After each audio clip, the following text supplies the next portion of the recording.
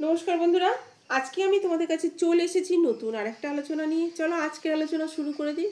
প্রথমে বলি, যদি কখনো তোমার মনে হয় তুমি সব হারিয়ে ফেলেছো, তোমার আর কিছু নেই, তুমি একেবারে নিঃস্ব হয়ে গেছো, তখন তোমার মাথায় একটাই কথা রাখতে হবে, মনে রাখতে হবে যে গাছেরাও কিন্তু প্রতি বছর তাদের গাছের পাতাগুলোকে হারিয়ে ফেলে। কারণ তবু সেই গাছটা কিন্তু দাঁড়িয়ে থাকে আগামী শুভ দিনের প্রতীক্ষায়। এটা কিন্তু প্রকৃতির নিয়ম, এটা মাথায় রেখে চলতে হবে। তোমার যদি আজ খারাপ সময় থাকে, কাল অবশ্যই তোমার ভালো সময় আসবেই আসবে। এটা তোমাকে মাথায় রেখে চলতে হবে। নিজেকে কখনো শেষ করে ফেলো না, নিজেকে কখনো নিঃস্ব ভেবে ফেলো না। তোমার খারাপ সময় ঠিক উতরে গিয়ে তুমি ঠিক তোমার ভালো সময় আসবেই আসবে।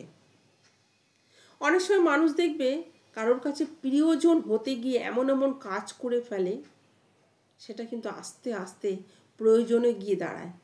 তাই কখনো প্রিয়জন হতে গিয়ে প্রয়োজন হয়ে যেও না। মনে রাখতে হবে, চা খাওয়ার পর ভাঁড়ের জায়গাটা কিন্তু সেই ডাস্টবিনেই হয়। জেতার আসল মজা তো তখনই হয় যখন সবাই অপেক্ষায় থাকবে তোমার হারের, তখনই জিতে মজা। তুমি কতটা শিক্ষিত, তুমি কতটা সুন্দর না কালো না ফর্সা, এটা দেখে কোনো লাভ নেই। তোমার কতটা ব্যাংকে টাকা আছে এগুলো ভেবে কোনো লাভ নেই।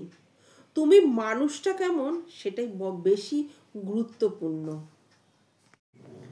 পৃথিবীর সবচেয়ে পুরাতন যন্ত্রের নাম কি বলো তো? ষড়যন্ত্র। বিনা সার্ভিসেই যুগের পর যুগ ধরে চলে আসছে। মানুষের 20 বছর বয়স যখন হয়, তখন কিন্তু তার জীবনে কোনো কিছু ওঠা পড়া, বোঝা, বুদ্ধি ততটা, তার জ্ঞান ততটা হয় না। তার জন্য এই সময় তার ইচ্ছা মতো যা ইচ্ছা তাই করে। সেই জন্য 20 বছর পর্যন্ত মানুষের চলে ইচ্ছার রাজত্ব, 30 বছর বয়স পর্যন্ত চলে বুদ্ধির রাজত্ব, 40 বছর বয়স হলে বিচার বিবেচনার রাজত্ব চলে। যদি তুমি সফল হও, তাহলে তোমার গায়ের যে ছেঁড়া জামাটা সেটাও হবে ইতিহাস। আর যদি তুমি ব্যর্থ হও, তাহলে স্যুট পরাটাও তোমার কাছে, লোকের কাছে হবে উপহাস। যার কাছে তুমি নিজেকে যত বেশি প্রকাশ করবে, যত বেশি তার সামনে নিজেকে মেলে ধরবে, তার কাছ থেকেই তুমি প্রয়োজনের থেকে বেশি অবহেলিত হবে। তার কাছের থেকেই যতটা তুমি আশা করো তার থেকেও বেশি অবহেলিত হবে। তাই কারোর কাছে কখনো প্রয়োজনের থেকে বেশি নিজেকে মেলে ধরো না, নিজেকে প্রকাশ করো না।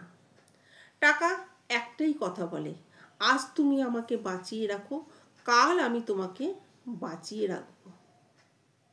এটা কিন্তু একদম ঠিক কথা। চলো বন্ধুরা, আজকে এইটুকু বলে, যদি ভালো লাগে তো অবশ্যই লাইক কমেন্ট করো। নমস্কার।